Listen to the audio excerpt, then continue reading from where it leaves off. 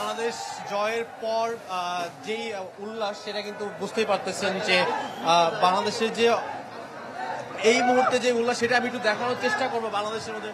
ভাই আসলে এই প্রত্যাশিত জয় কেমন লাগলো? যে এটা তো একটা দুর্দান্ত অনুভূতি, এটা আসলে ভাষায় প্রকাশ করার মতো না।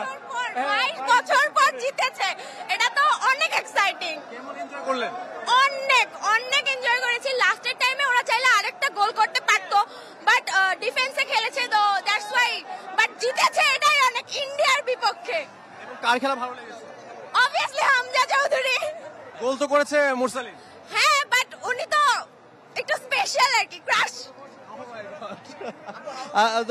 দর্শক আপনারা দেখছিলেন যে আসলে বাংলাদেশের যে উল্লাস সেটা আমার সাথে আরো একজন রয়েছেন যারা প্রতিনিয়ত আসলে বাংলাদেশ দলকে ফলো করেন এবং তারা প্রতিদিন বাংলাদেশের যে উল্লাস সেটা একটা জয়ের জন্য কিন্তু অপেক্ষায় ছিল, সেই অপেক্ষাটা কিন্তু অবশেষে ফুরালো। আমরা যদি বলি যে এই বছরে আসলে ভুটানের বিপক্ষে যেই ফ্রেন্ডলি জিতেছিল তারপর কিন্তু এটা প্রথম জয় বাংলাদেশের, এবং ভারতের বিপক্ষে যে 22 বছরের যে আক্ষেপ সেই আক্ষেপটা কিন্তু ঘোচালো। ভাই আসলে কেমন লাগলো? অনেক ভালো খেলছে বাংলাদেশ, আসলে মানে আনএক্সপেক্টেড জিতা, আর খেলছে ইন্ডিয়া কিন্তু আমরা নিয়ে গেছি ম্যাচ।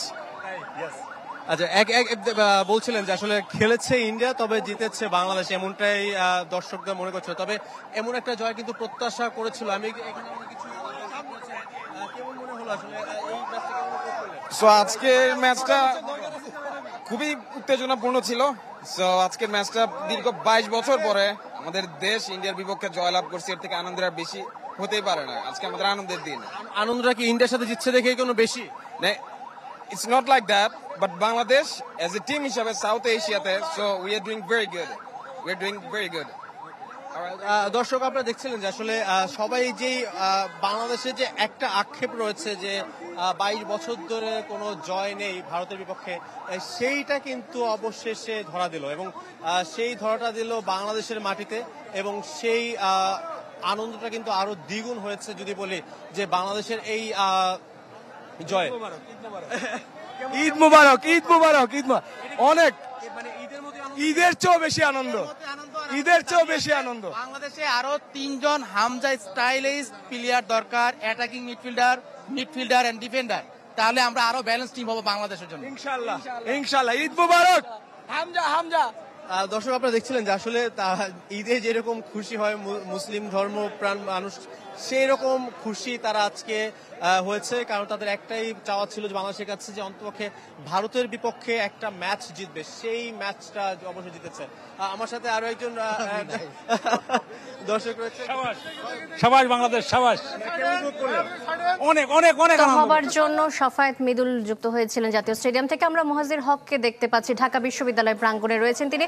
মুহাজির, আপনি আমাদেরকে জানাবেন যে এই জয়কে ঘিরে ঢাকা বিশ্ববিদ্যালয় প্রাঙ্গণে ছাত্রছাত্রীরা তাদের কি উল্লাস দেখছেন? ইতিমধ্যে আপনার পাশে দেখতে পাচ্ছি মিছিল হচ্ছে, আনন্দ মিছিল, জানাবেন। শান্তা, আপনি দেখতে পাচ্ছেন যে ঢাকা বিশ্ববিদ্যালয় কেন্দ্রীয় ছাত্র সংসদ ডাকসুর নেতাকর্মীরা কিন্তু এর মধ্যে একটি মিছিল বের করেছে বাংলাদেশ বনাম ভারতের ম্যাচ ঘিরে। তাদের মাঝেও কিন্তু এক ধরনের উচ্ছ্বাস উন্মাদনা কাজ করছে, শুরু থেকেই তাদের দেখছিলাম, এবং ঢাকা বিশ্ববিদ্যালয়ের সাধারণ শিক্ষার্থী থেকে শুরু করে সবার মাঝে এক অন্য রকমের উচ্ছ্বাস। এবং আপনারা দেখতে পাচ্ছেন যে এখানে ভারত বিরোধী অনেক স্লোগান দেওয়া হচ্ছে, দিল্লি না ঢাকা, ঢাকা ঢাকা এমন স্লোগান, যে চিরচেনা স্লোগানগুলো আমরা এই রাজপথে ঢাকা বিশ্ববিদ্যালয়ে দেখেছি জুলাই আন্দোলন থেকে শুরু করে সব সময়। আজকে সেই খেলার মাঠেও এর বহিঃপ্রকাশ আমরা দেখতে পাচ্ছি, এবং ভারতের সাথে বাংলাদেশের বিজয় হওয়ায় তাদের মাঝে এক ধরনের অন্যরকম আনন্দ কাজ করছে। আমরা তাদের অনেকের সঙ্গে কথা বলেছি, ডাকসুর নেতারা আমাদেরকে তাদের তাৎক্ষণিক প্রতিক্রিয়া জানিয়েছেন। তারা আমাদেরকে বলেছেন যে বাংলাদেশের যে এখন ফুটবলের যে উন্মাদনা, সেই উন্মাদনার কেবল শুরু, সেটা আসলে চলতেই থাকবে। এবং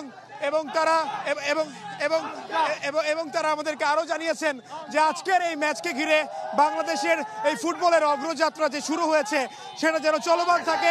হয়তোবা বাংলাদেশ এশিয়া কাপের বাছাই পর্বে আসলে আগেই বাদ পড়ে গিয়েছিল, কিন্তু আজকের এই ম্যাচটাকে ঘিরে। ধন্যবাদ আপনাকে যুক্ত হবার জন্য। মুহাজির হক আমাদের সাথে যুক্ত হয়েছিলেন ঢাকা বিশ্ববিদ্যালয় প্রাঙ্গণ থেকে, আনন্দ উল্লাসের চিত্র জানাচ্ছিলেন তিনি। আমরা যাচ্ছি পরের খবরটিতে। রাতের অন্ধকারে ঘুচিয়ে আলোক উজ্জ্বল সাফল্য এনে দিয়েছে বাংলাদেশ ফুটবল দল, তাতেই আজ উৎসবের দিন, এবং দর্শকরাও বলছিলেন ঈদ মোবারক।